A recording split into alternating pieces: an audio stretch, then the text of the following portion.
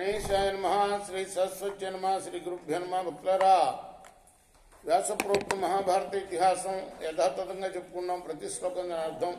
ఇందులో భాగంగా నేటి వరకు మనం ఆది సభారణ్య విరాట ఉద్యోగ భీష్మ ద్రోణ కర్ణ శల్య సౌప్తిక స్త్రీ పర్వాలనే 11 పర్వాలు పూర్తి చేసి 12వదైన శాంతి పర్వంలో కూడా 269వ అధ్యాయం వరకు చెప్పుకున్నాం. ఈ రోజున 270వ అధ్యాయాన్ని ప్రారంభం చేద్దాం. ప్రారంభించే ముందు వ్యాస భగవాను ప్రార్థన చేసుకుందాం. వ్యాసాయ విష్ణు రూపాయ వ్యాస రూపాయ విష్ణవే నమో వై బ్రహ్మనిధయే వాసిష్ఠాయ నమో నమః. నారాయణం నమస్కృత్య నరం చైవ నరోత్తమం దేవీం సరస్వతిం వ్యాసం తతో జయముదీరయే. అంజనానందనం వీరం జానకీ శోకనాశనం కపీసమక్షంతారాం వందే లంకా భయంకరం. సదా నింబవృక్షస్య మూలాదివాసాత్ సుధాశ్రావిణిం తిక్తమప్యప్రియంతం తరుం కల్పవృక్షాదికం సాధయంతం నమామీశ్వరం సద్గురుం సాయినాథం.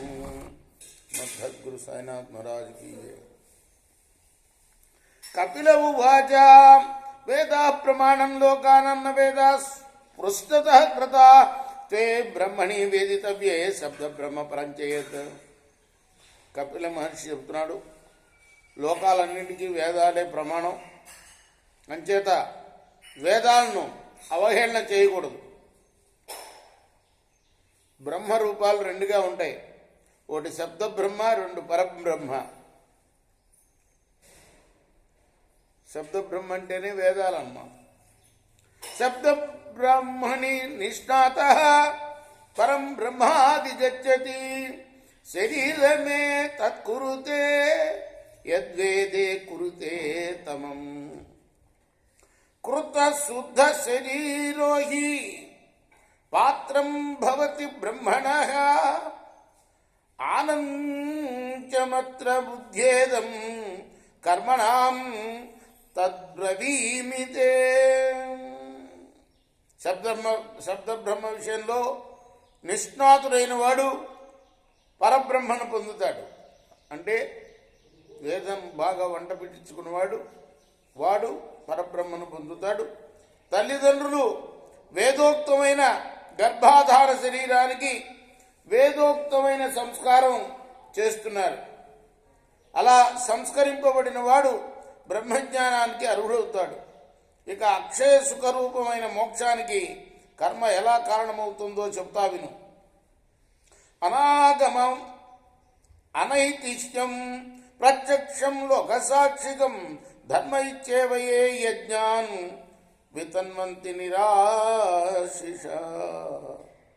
తన ధర్మంగా భావించి భోగేచ్ఛ లేకుండా యజ్ఞం చేసేవాడికి కలిగే ఫలం వేదాలు ఇతిహాసాలు తెలపలేవు. ఇది ప్రత్యక్షంగా ప్రజలు చూస్తారు.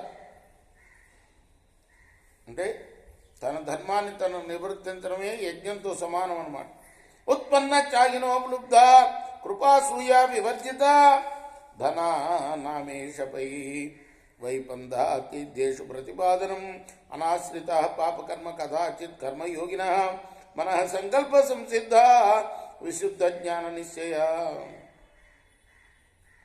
లోభం లేకుండా ఫలాన్ని విడిచిపెట్టిన వాళ్ళు, రాగద్వేషాలు లేనివారు, ధనానికి సత్పాత్ర దానమే మార్గం అని భావించేవాళ్ళు, పాపకృత్యాలు చేయని వాళ్ళు కర్మయోగులు. వీళ్ళనే కర్మయోగులు అంటారు. ఏంటది? కర్మ చేయాలి, కర్మ ఫలితాన్ని వదలాలి. అనురాగం ఒకళ్ళ పట్ల ఇంకోళ్ళ పక్క ద్వేషం అలా ఉండకూడదు. అలానే ధనం దానం చేయాలి, కానీ అపాత్ర దానం చేయకూడదు, సత్పాత్ర దానం చేయాలి. అలానే పాపకృత్యాలు చేయకూడదు. వీళ్ళని కర్మయోగులు అంటారు. వీరు ఏది సంకల్పిస్తే అది తప్పగా సిద్ధిస్తుంది.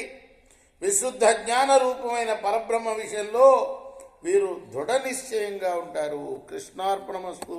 సాయి కృష్ణార్పణమస్తు.